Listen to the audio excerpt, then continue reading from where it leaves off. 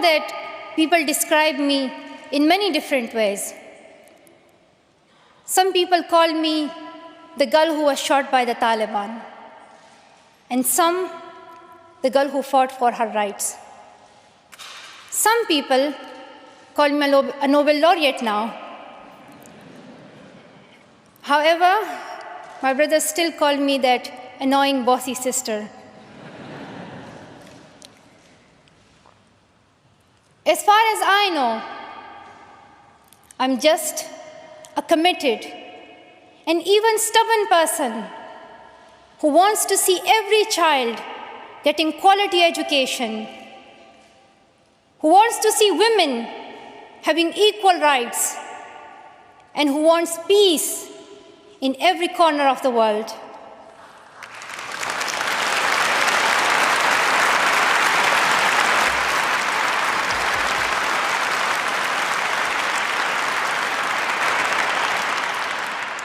Education is one of the blessings of life and one of its necessities. That has been my experience during the 17 years of my life. In my paradise home, Swat, I always loved learning and discovering new things. I remember when my friends and I would decorate our hands with henna on special occasions. And instead of drawing flowers and patrons, we would paint our hands with mathematical formulas and equations. We had a thirst for education. We had a thirst for education because our future was right there in that classroom. We would sit and learn and read together. We loved to wear neat and tidy school uniforms. And we would sit there with big dreams in our eyes.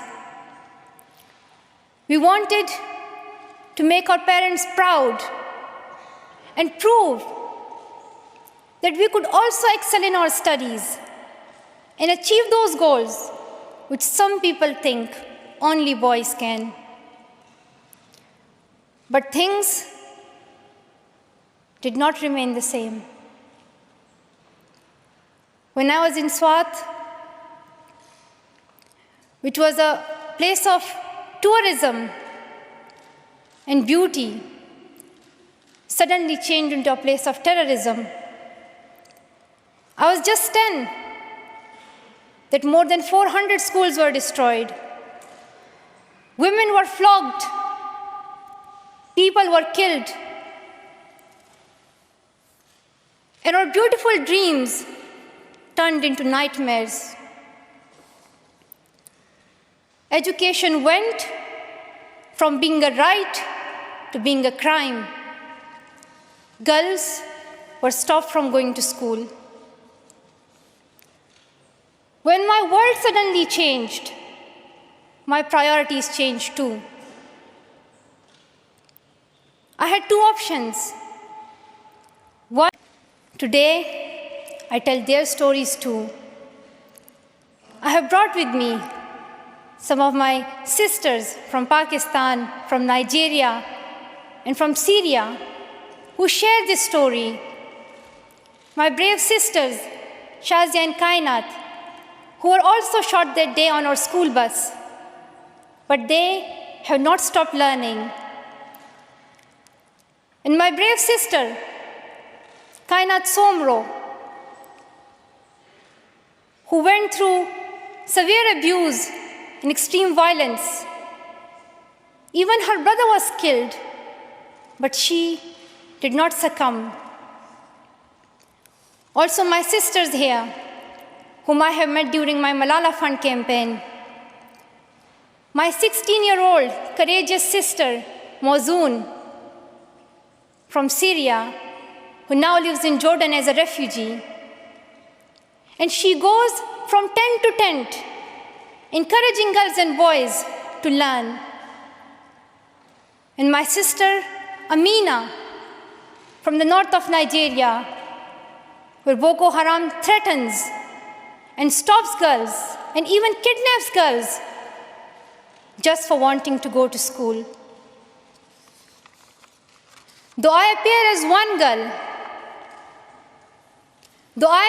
one girl, one person who is 5 foot 2 inches tall, if you include my high heels,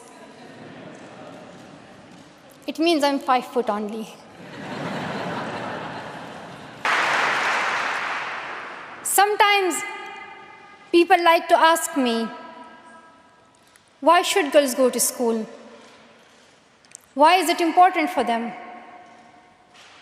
But I think the more important question is, why shouldn't they? Why shouldn't they have this right to go to school? Dear brothers and sisters, today, in half of the world, we see rapid progress and development. However, there are many countries where millions still suffer from the very old problems of war, poverty, and injustice. We still see conflicts in which innocent people lose their lives and children become orphans. We see many people becoming refugees in Syria, Gaza, and Iraq. In Afghanistan, we see families being killed in suicide attacks and bomb blasts. Many children in Africa do not have access to education because of poverty. And as I said, we still see girls who have no freedom to go to school in the north of Nigeria. Many children in countries like Pakistan and India, as Kailash Satyarthi mentioned, many children, especially in India and Pakistan, are deprived of their right to education because of social taboos, or they have been forced into child marriage or into child labor. One of my very good school friends, the same age as me, who has always been bold and confident girl, dreamed of becoming a doctor. But her dream remained a dream. At the age of 12, she was forced to get married. And then soon, she had a son. She had a child when she herself was a child, only 14. I know that she could have been a very good doctor, but she couldn't because she was a girl. Her story is why I dedicate the Nobel Peace Prize money to the Malala Fund to help give girls quality education everywhere, anywhere in the world, and to raise their voices. The first place this funding will go to is where my heart is, to build schools in Pakistan, especially in my home of Swat and Shangla.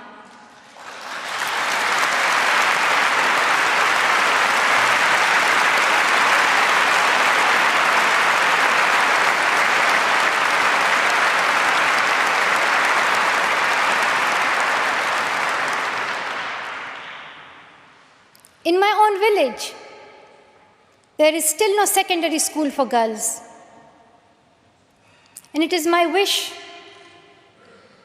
and my commitment, and now my challenge, to build one so that my friends and my sisters can go there to school and get quality education, and they get this opportunity to fulfill their dreams. This is where I will begin, but it is not where I will stop. I will continue this fight until I see every child every child in school. Dear brothers and sisters, great people who brought change, like Martin Luther King and Nelson Mandela, Mother Teresa and Aung San Suu Kyi, once stood here on this stage. I hope the steps that Kailash Satyarthi and I have taken so far and will take on this journey will also bring change, lasting change.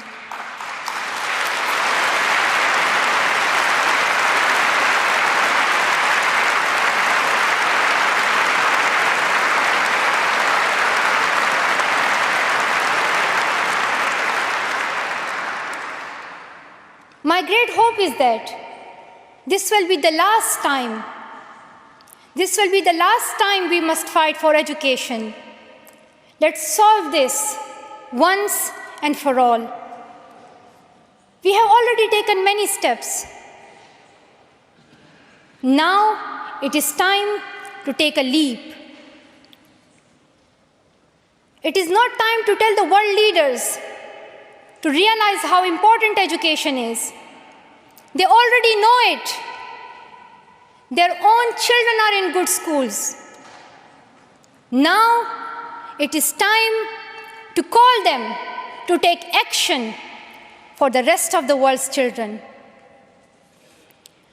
We ask the world leaders to unite. This be the last time that a girl or a boy spends their childhood in a factory. Let this be the last time that a girl is forced into early child marriage. Let this be the last time